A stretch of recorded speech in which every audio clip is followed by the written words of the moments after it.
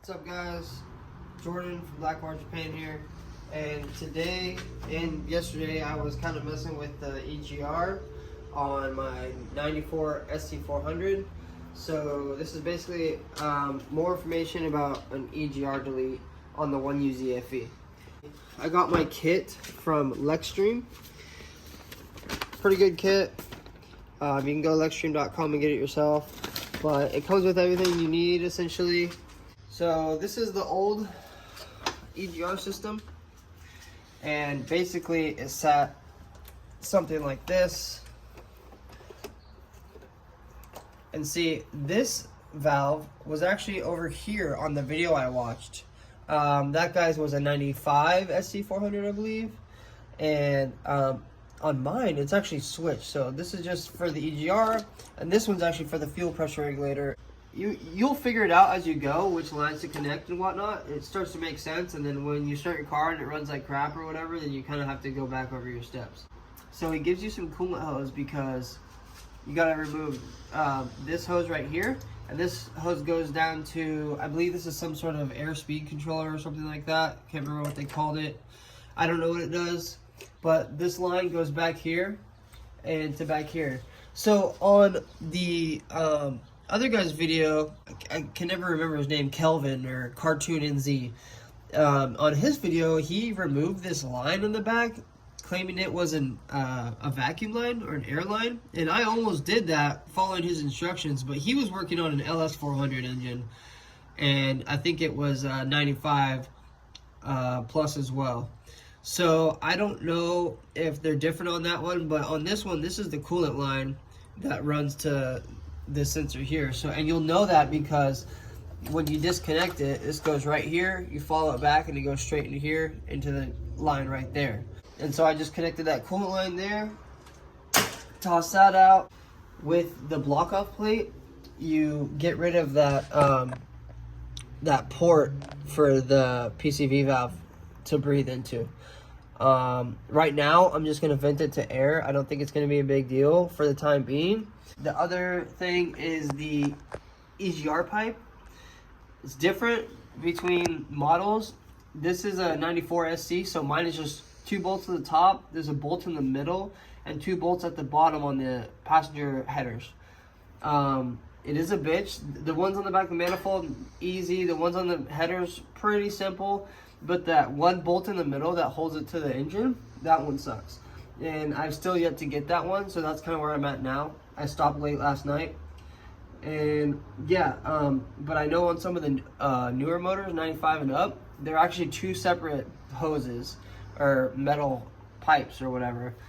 And so you actually have to take them off, like this top half off, and then go to the bottom and take the bottom half off. Can I see it really quick? And you can see this is the EGR pipe. Oh, I wish it'll focus. Yeah. So this is the top one on the back of the intake manifold. There's 2 bolts here. I think they're 12s. I took those out and took the gasket out. And then I'll show you guys on the bottom, the header one, and the one that's on the exhaust manifold, and the one that's in the middle that I still have yet to get. I want to show you guys also on the passenger side. So there on mine, there's this little VSV vacuum valve right here, and basically it had part of those metal lines over there that I threw off. It basically was running the way that I have it set up right now. It had a hose that connected up here, and then it went around and connected to that. So I just, since I took off all those metal hoses, I bypassed it, and this is what mine looks like for right now. So I capped these 2. Third one I got going to that far side, and then this one actually goes to the charcoal canister. So I just got a long enough hose and connected that back like normal as well. And I kept this stuff plugged in. I assume if you take those out, like I said, the early models are different than the late models. So you might not even need to touch this depending on which year and stuff your 1UZ is. Really didn't specify that in the kit, and I didn't want to just start doing stuff that I don't understand. But yeah, so I'm going to go underneath and show you guys that bracket bolt. You can kind of feel the bolt if you put your hands back here, but I think the way that I'm gonna go, like this is such like small room, I think the way that I'm gonna go is from underneath, and I got some extensions and a wobble attachment. And I'm just going to try and get it over the bell housing on the transmission because it's really right above that. I'll show you guys. And try and hit it with this 12 from a distance. Make sure you have your car jacked up high enough and with jack stands safely. Okay, you think you can hand me the phone over here? So I have W58 swap in my SC400. So it's probably going to be a little different than yours. But this is on top of the passenger headers. Normally right here you have a catalytic converter right here, I believe. And mine is deleted, so I have a little bit more access room. It might be kind of a bitch for you guys. I'm not sure exactly, but those are 212s as well. They're kind of a little bit tricky to get to in this spot. You have a little bit of arm room. You can kind of put your hand in here and guide your ratchet and stuff. That bolt is the bolt that is on the back of the motor that holds the pipe to the motor. It's very shitty, but essentially it's above the bell housing and it's in a very bad place, but it is possible to get. So I'm gonna try that now. So here's what I did. So I got a long extension, a wobbly socket,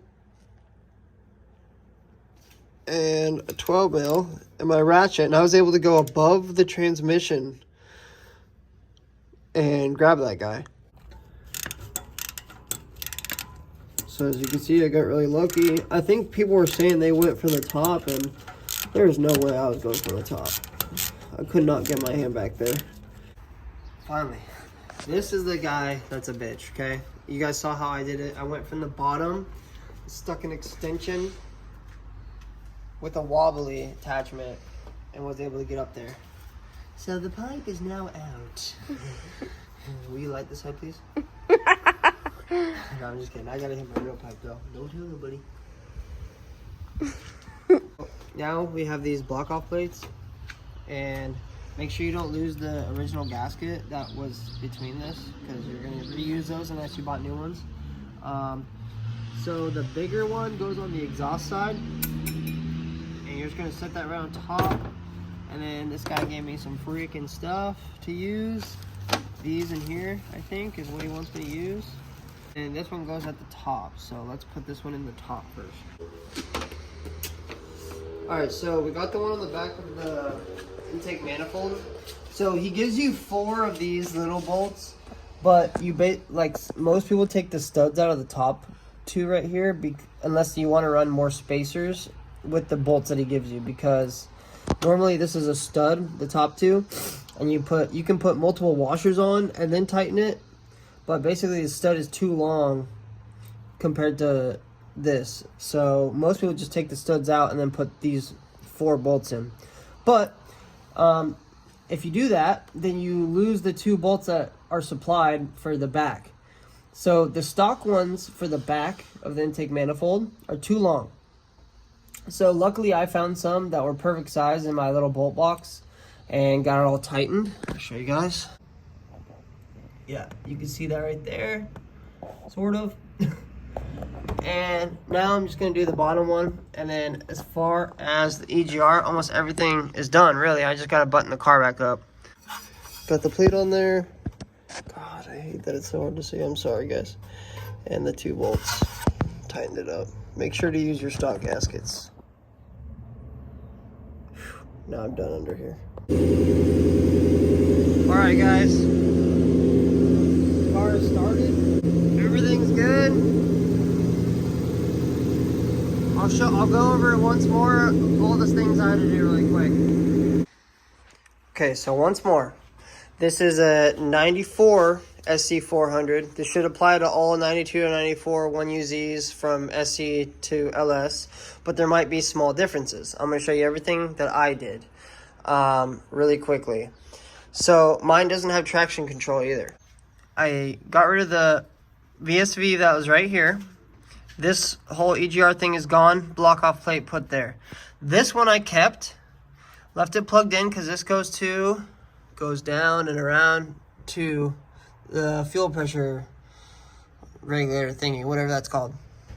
And then this one goes down and around and goes to it as well. So top goes to that, and the front of the intake manifold goes to there.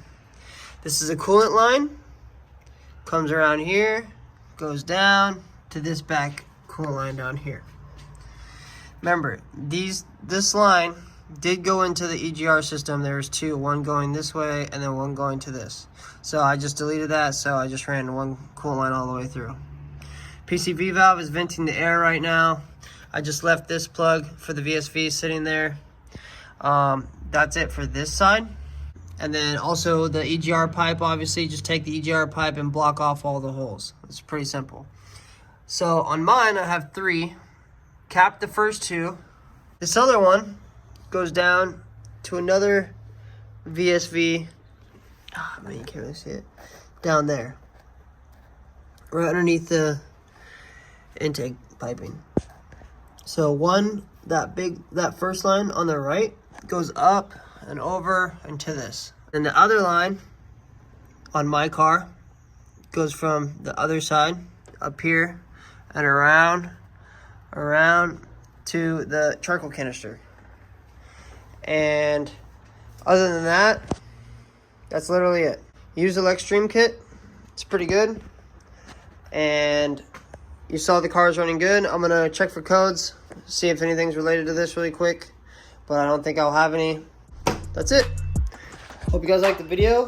Hopefully it was informative to the people who needed some Egr Delete guidance, because I kind of did at the time when I was starting this project.